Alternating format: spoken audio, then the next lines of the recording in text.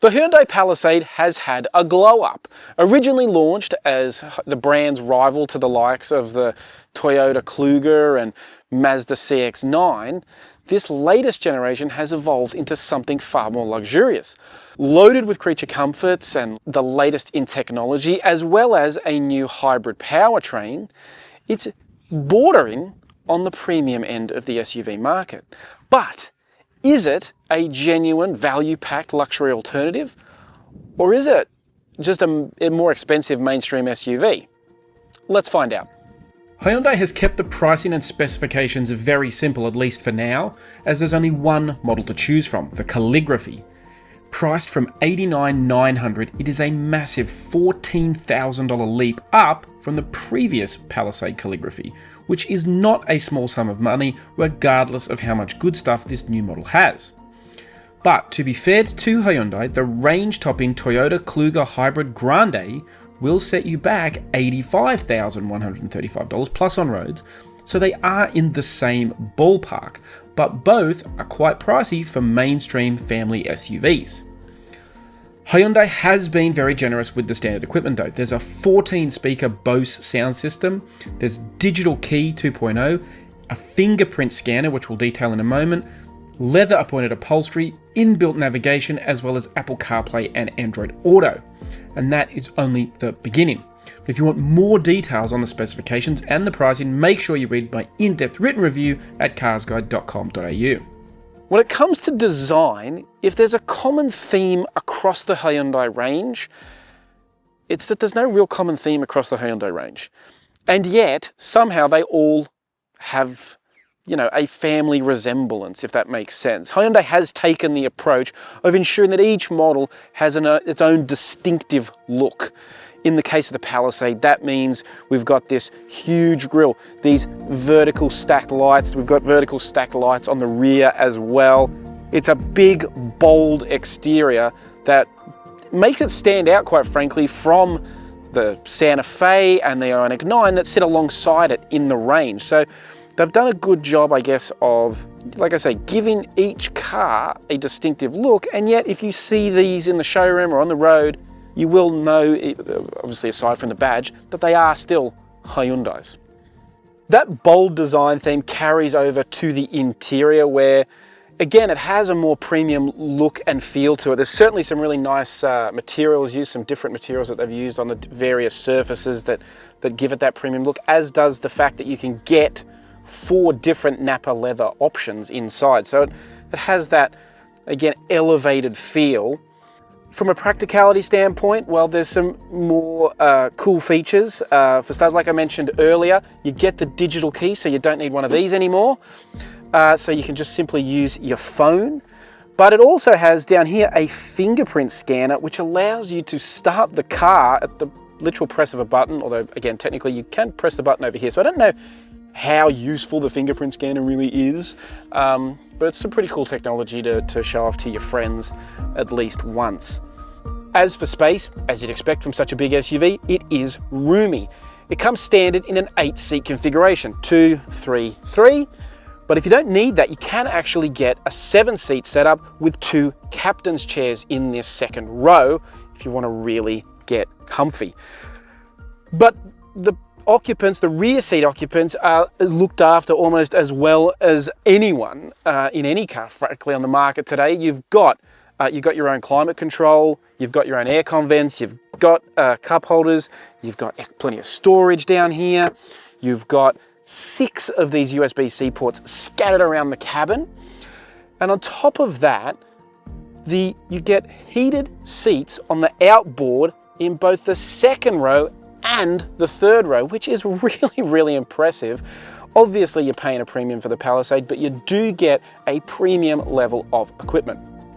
As for the boot, well, there's 300 litres of space with the third row in use. There's over 700 litres if you stow the third row, and there's even controls in the back to control both the second and third row, which makes it really easy and convenient. But by far, my favourite feature is this.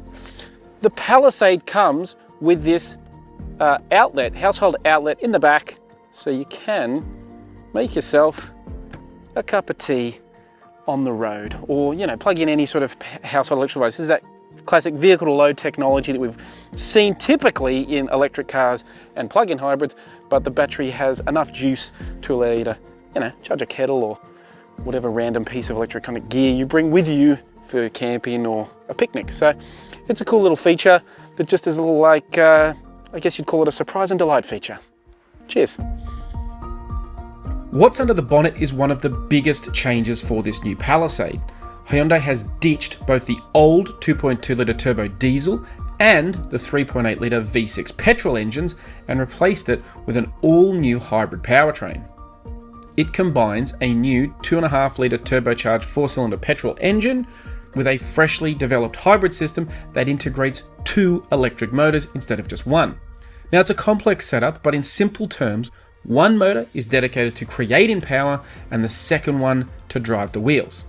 Now, the end result is the new Palisade is packing 245 kilowatts of power and 460 newton meters of torque.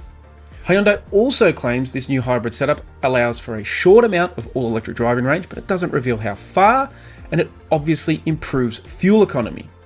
Despite being a full-size SUV capable of accommodating up to 8 occupants, the Palisade has a claimed fuel economy rating of just 6.8 litres per 100 Ks, which is an impressively small number for such a large vehicle.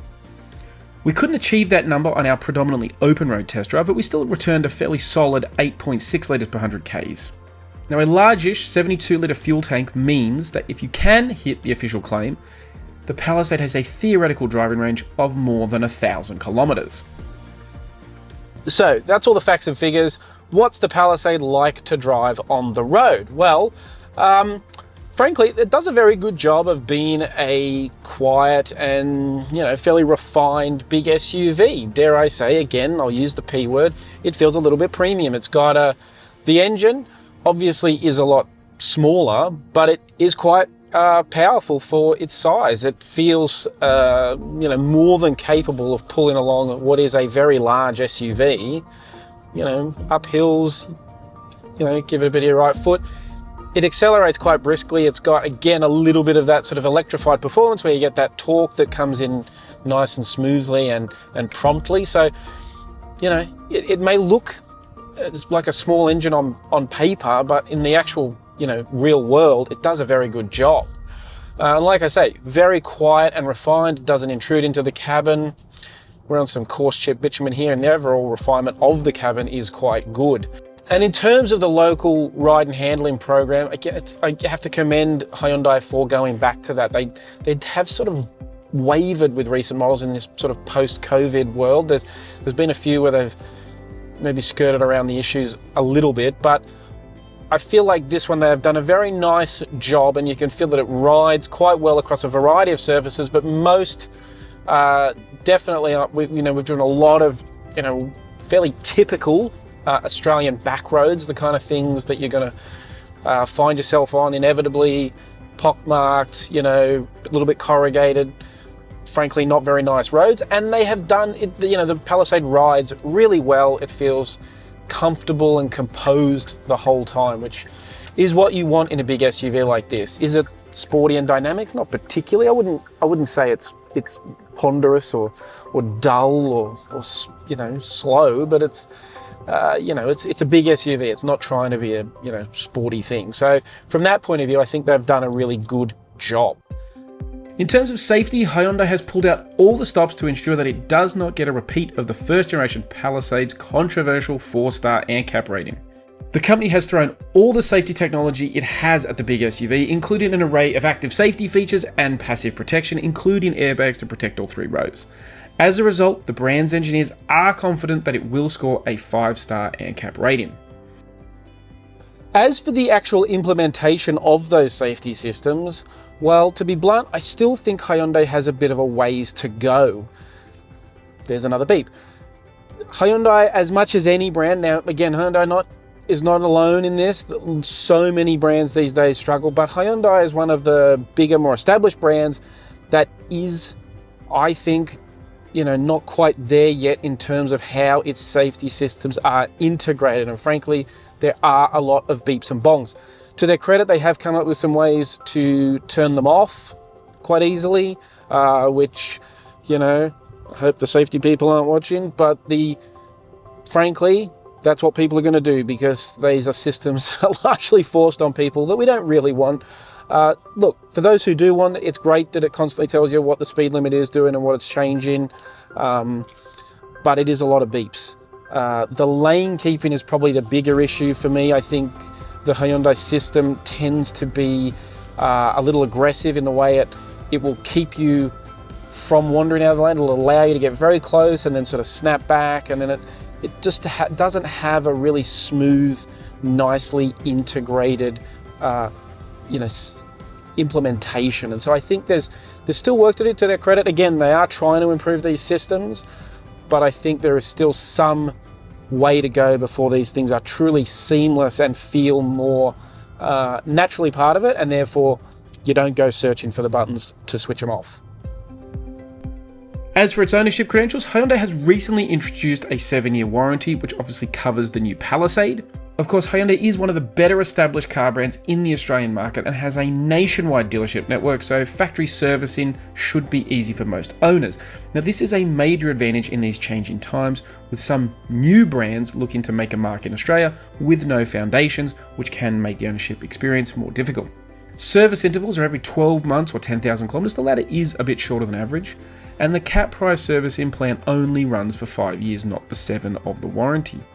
Now, costs vary from $397 for a minor checkup to up to $674 for your 4th visit. But over the course of the 5 years, you'll know that you're paying out $2,600.